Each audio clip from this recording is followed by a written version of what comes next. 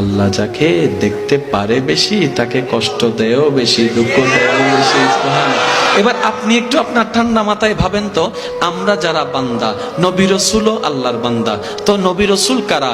যারা মাসুম, যারা নিষ্পাপ, যারা আল্লাহর গাইডলাইনে চলে, যারা আল্লাহর নির্দেশনায় চলে, যাদের আল্লাহর পছন্দ করেছেন, যাদেরকে আল্লাহ বাছাই করেছেন। ইন্নাল্লাহ আস্তাফা আদামা, যাদেরকে রব নিজে মনোনয়ন করেছেন, যাদেরকে রব নিজে বাছাই করেছেন, তাই বান্দা কেমন হতে পারে বান্দা? এবার আপনি দেখুন আদম নবীর জীবনী, চোখের পানি পড়তে পড়তে পড়তে পড়তে 300 বছরের অধিক সময় পার করে ফেলেছেন, সুবহানাল্লাহ। এবার আপনি দেখুন হযরত নূহ আলাইহিস সালাম, আল্লাহর প্রিয় বান্দার জীবনী, নূহ আলাইহিস সালাম, যিনি কান্না করতে করতে নহর বসাই ফেলেছেন, সুবহানাল্লাহ। এবার আপনি দেখেন হযরত আইয়ুব পয়গম্বরের জীবনী, শরীরের রোগ আর রোগ, রোগ আর রোগ, রোগ আর রোগ, মানুষের হাজার টানা কথা শুনেও ধৈর্য ধারণ করে রেখেছেন, কষ্টকে আপন করে নিয়েছেন। আইয়ুব নবীর জীবনীতে দেখা যায় কষ্টকে আপন করে নিয়েছেন।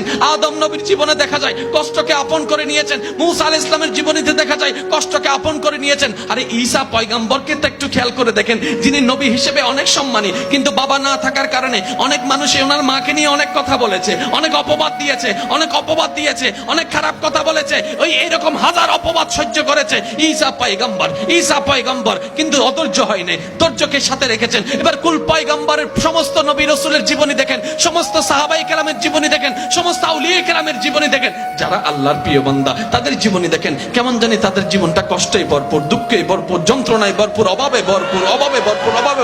সবার কথা বাদ দিলাম, যেই নবী রাহমাতুল লিল আলামিনকে আল্লাহ তাআলা সমস্ত নবীদের ইমাম বানিয়ে দিয়েছেন, সুবহানাল্লাহ। যেই নবীর শানে রব্বে করিম বলেছেন ওয়ামা আরসালনাকা ইল্লা রাহমাতাল লিল আলামিন, যেই নবীর শানে রব্বে করিম বলেছেন ইন্না আরসালনাকা শাহিদা ওয়া মুবাশশিরা ওয়া নাযীরা, সুবহানাল্লাহ। যে নবীর শানে রব্বে করিম বলেছেন কদ জাআকুম মিনাল্লাহি নূরুন, যে নবীর শানে আল্লাহ পাক রব্বুল আলামিন বলেছেন ইন্না আতাইনাকাল কাউসার, যে নবীর শানে রব্বে করিম বলেছে ওয়ালা সাউফা ইউতিকা রাব্বুকা ফাতারদা ফাতারদা ফাতারদা ফাতারদা। এমন দয়া দান করেছেন আমাদের নবীকে রব্বে করিম, এমন শান দান করেছেন। হে আল্লাহ পাক বলে হাবিব আপনি শুধু আঙ্গুল তুলবেন, আসমানে চাঁদকে 2 ভাগ আমি রব্বুল আলামিন করে দিব, সুবহানাল্লাহ। আপনি শুধু দোয়া করবেন, আমি ডুবন্ত সূর্যকে আবার তুলে দিব। ও হাবিব আপনি যা চান আমি আল্লাহ তা করে দিব, যা করে দিব, তা করে দিব, তা করে দিব।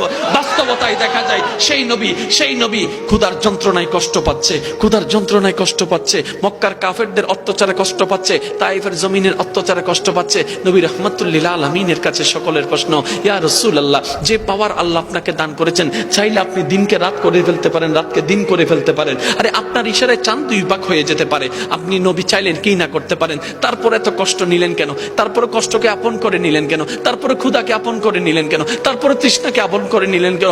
কারবালার ময়দানে নিজের নাতি ইমাম হুসাইনের রক্ত ঝরালেন কেন? রক্ত ঝরালেন কেন? রক্ত ঝরালেন কেন? নবী রাহমাতুল লিল আলামিন বলে কষ্ট যে দেয় উনি হচ্ছে রব্বুল আলামিন।